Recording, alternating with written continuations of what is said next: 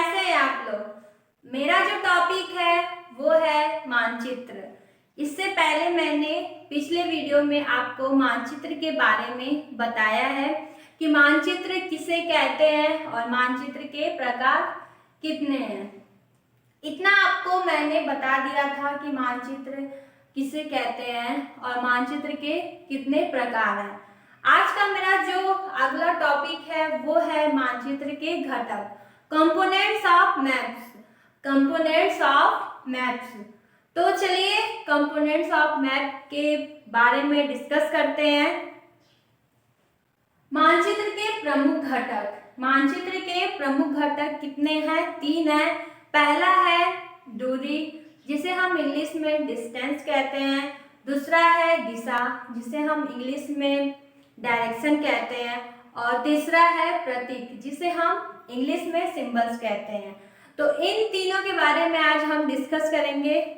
चलिए, दूरी। मानचित्र पर पैमाने के माध्यम से दो स्थानों के बीच की दूरी को सही अनुपात में दर्शाया जाता है। दो स्थानों की जो बीच की दूरी को हम सही अनुपात में जो दर्शाते हैं उसे हम क्या कहते हैं? डिस्टेंस। जो दूरी है, डिस्टेंस है, मानचित्र पर पैमाने के माध्यम से, मानचित्र पर पैमाने के माध्यम से दो स्थानों के बीच की दूरी को सही अनुपात में दर्शाया जाता है। मानचित्र पर पैमाने के माध्यम से दो स्थानों की जो बीच की दूरी होती है उनको सही अनुपात में दर्शाया जाता है। अतः कागज पर एक छोटी सी दूरी स्थल की एक बड़ी दूरी को व्यक्त करता है। अगर हम कागज पर कोई दूरी ले रहे हैं, मान लीजिए हम कागज पर 1 सेंटीमीटर लिए हैं, ठीक, तो वो 1 सेंटीमीटर का जो वास्तविक दूरी होगा, अगर हम धरातल पे देखें तो वो दूरी कितना हो जाएगा? 5 किलोमीटर हो जाएगा। ठीक, जैसे यदि पैमाने पर 1 सेंटीमीटर बराबर 5 किलोमीटर है तो मानचित्र पर 1 सेंटीमीटर की जो दूरी है वो वास्तविक धरातल पर कितना हो जाएगा? 5 किलोमीटर के बराबर हो जाएगा। ठीक, पैमाना आप लोगों को पता है, स्केल, जिससे हम दूरी तय करते हैं। ओके, और दूसरा है दिशा, डायरेक्शन, दिशा।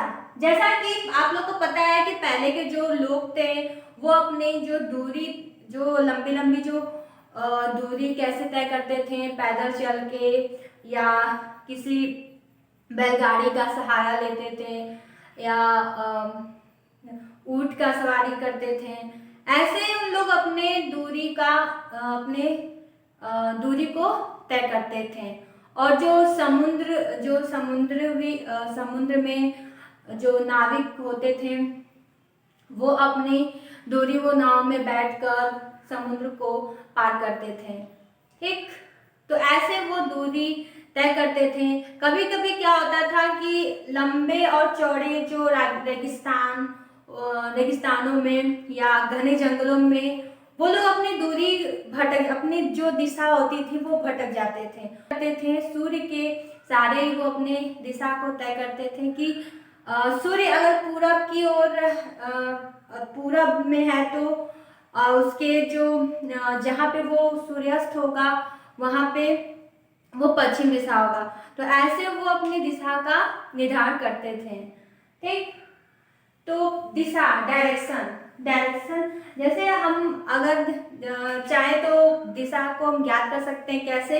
जैसे आप पूरब की ओर मुंह करके खड़ा हो जाइए, आपका जो पीछे का जो हिस्सा होगा, जो पीठ होगा, वो आपका पश्चिम होगा, और जो आपका दाहिना हाथ होगा, जो दाहिना हाथ होगा वो आपका दक्षिण होगा, और बायां हाथ जो होगा वो आपका उत्तर होगा।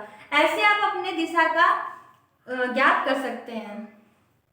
जैसे मैंने यहाँ पे डायग्राम बनाया है कि अगर ये जो मैंने बताया कि हम ज्ञात कैसे कर सकते हैं पूरब की ओर खड़े हो जाएं, तो ये जो है सामान्य दैनिक जीवन में होता है। लेकिन मानचित्र पे इसकी जो दिशा होती है वो किधर होती है?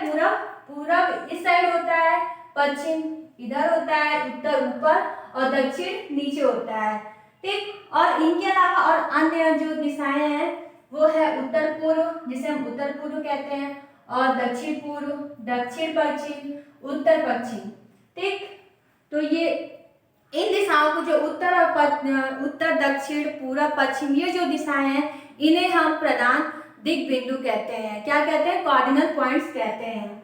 और तीसरा जो है मेरा तीसरा जो टॉपिक है मानचित्र घटक में, वो है प्रतीक सिंबल। किसी भी मानचित्र को बनाते समय कार्टोग्राफर, मैंने कल आप लोग को बताया था कि कार्टोग्राफर किसे कहते हैं। जो मानचित्र को बनाते हैं उन्हें हम कार्टोग्राफर कहते हैं। और जो मानचित्र का जो कला होती है उसे हम कार्टोग्राफी कहते हैं। ठीक। तो किसी भी मानचित्र को बनाते समय कार्टोग्राफर को एक महत्वपूर्ण जानकारी भी दिखानी पड़ती है।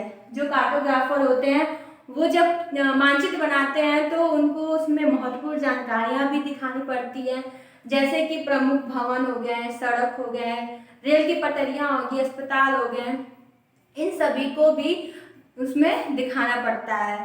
और उसमें ये भी दिखाना पड़ता है कि जो सड़क है उनका एक प्रतीक होता है, सिंबल होता है। फिर रेल की पटरियां, मंदिर, विद्यालय, ये सब जो है उनका एक प्रतीक होता है, सिंबल होता है, उनको भी उसमें दर्शाते हैं।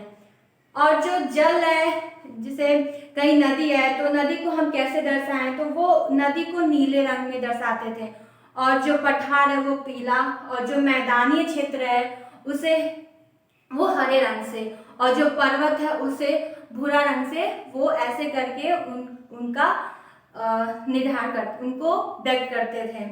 कि मानचित्र के कितने घटक हैं, आप लोगों को समझ में आ गया कि मानचित्र के कितने घटक हैं। 3 घटक हैं। कौन कौन से हैं? एक है दूरी, डिस्टेंस, दूसरा है दिशा जिसे हम डायरेक्शन कहते हैं, और तीसरा है प्रतीक जिसे हम सिंबल कहते हैं। और एक पॉइंट और मैंने लिखा है यहाँ पे, दिक्सूचक। दिक्सूचक को इंग्लिश में हम कंपास बोलते हैं। जो दिक्सूचक है वो है चुंबकीय सुई लगा हुआ, मतलब जो चुंबकीय सुई का एक लगा हुआ एक यंत्र होता है जिससे किसी भी स्थान पर दिशा का पता किया जा सकता है। ये इसका डायग्राम है कंपास का, कि दिक्सूचक सुई लगा हुआ एक यंत्र है जिसे किसी भी स्थान पर हम वहाँ का जो दिशा है उनको हम पता लगा सकते हैं। और ये हमेशा किधर होता है? उत्तर और दक्षिण की तरफ होता है। ये जो कंपास है ये हमेशा देखा जाएगा तो उत्तर और दक्षिण की तरफ होता है। और दूसरा पॉइंट है कि पैमाना। मैंने पैमाना बताया कि पैमाना, जैसे कि पैमाना मानचित्र पर दिखाई गई दूरी और स्थल पर वास्तविक दूरी के बीच के अनुपात को हम पैमाना कहते हैं, स्केल कहते हैं। मानचित्र पर जो हम दिखाते हैं, जो दूरी या स्थल की जो वास्तविक दूरी दिखाते हैं, उनके जो बीच के अनुपात को हम क्या कहते हैं? पैमाना कहते हैं, स्केल कहते हैं। तो स्केल 2 तरह के होते हैं, एक होते हैं छोटा स्केल, एक होता है बड़ा स्केल। तो जो छोटा पैमाना होता है, जो छोटे पैमाने वाला जो मानचित्र होता है, इसमें जब किसी छोटे मानचित्र पर एक बड़ा अक्षर दिखाया जाता है, जब किसी छोटे मानचित्र पर एक बड़ा अक्षर दिखाया जाता है तो इसे हम छोटे पैमाने वाले मानचित्र कहते हैं। छोटे पैमाने वाले जो मानचित्र होते हैं, इस पे जो छोटा मानचित्र होता है उनका एक बड़ा क्षेत्र दिखाया जाता है, तो इसे हम छोटे पैमाने वाले मानचित्र कहते हैं। जैसे महाद्वीप हो गए तो उन्हें हम छोटे एक मानचित्र पे दिखाते हैं, और देश हो गए और राज्य हो गए, इन्हें हम छोटे मानचित्र पर दिखाते हैं। और जो बड़े पैमाने वाले जो मानचित्र होते हैं, वो जब किसी मानचित्र पर एक छोटा क्षेत्रफल वाले भाग को दिखाना पड़ता है तो इसे हम बड़े पैमाने पर दिखाते हैं।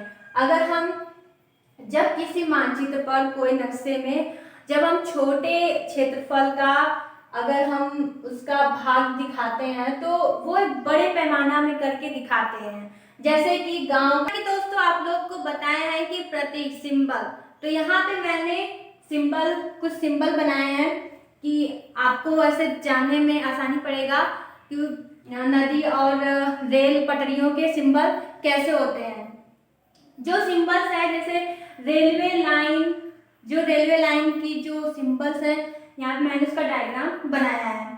रेलवे लाइन, तो इसमें 3 लाइनें होती हैं, एक होती है बड़ी लाइन, मीटर लाइन और रेलवे लाइन। तो इनके जो सिंबल है, बड़ी लाइन के ये वाली जो सिंबल है ये बड़ी लाइन की है, मीटर लाइन की ये वाली सिंबल है, और रेलवे लाइन, रेलवे स्टेशन के जो है ये वाले सिंबल है। और सड़क भी दो तरह से, पक्की और कच्ची। तो इनके जो सिंबल है, जो पक्की सड़क है उनका सिंबल ऐसा होता है और कच्ची सड़क का ऐसा सिंबल होता है, ठीक। और जो सीमा है, जो बॉर्डर है अंतर्राष्ट्रीय और राज्य और जिला, जो सीमा है अंतर्राष्ट्रीय सीमा ऐसे सिंबल से दर्शाते हैं, और राज्य जो सीमा है ऐसे सिंबल से दर्शाते हैं, और जिला जो सिंबल है, जिला सिंबल वो है ऐसे सिंबल से दर्शाते हैं। नदी का जो सिंबल है ये है कुआं का, इस सिंबल से दर्शाते हैं, और तालाब का जो है सिंबल इससे दर्शाते हैं, और नहर का जो है इससे दर्शाते हैं, और पुल इससे, मंदिर इससे दर्शाते हैं, गिरजाघर इसे हम गिरजाघर बोलेंगे, और मस्जिद का जो सिंबल ऐसा होता है, और छतरी का सिंबल ऐसा होता है। पोस्ट ऑफिस और पोस्ट एवं टेलीग्राफ ऑफिस और पुलिस स्टेशन, इनके जो सिंबल्स है यहाँ पे मैंने बनाया है। और जो बस्ती और कब्रिस्तान के जो सिंबल है, बस्ती का सिंबल ऐसा होता है, और कब्रिस्तान का जो सिंबल है, जहाँ पे मुसलमानों का जो कब्रिस्तान होता है वहाँ पे ऐसा सिंबल होता है, ठीक। पेड़ और घास, पेड़ का सिंबल यहाँ पे मैंने पेड़ का जो चित्र है वो बनाया है, और घास का सिंबल ऐसा है। तो आज का ये था मानचित्र, वो आज खत्म हुआ। अगले दिन नए टॉपिक के साथ, तब तक के लिए धन्यवाद।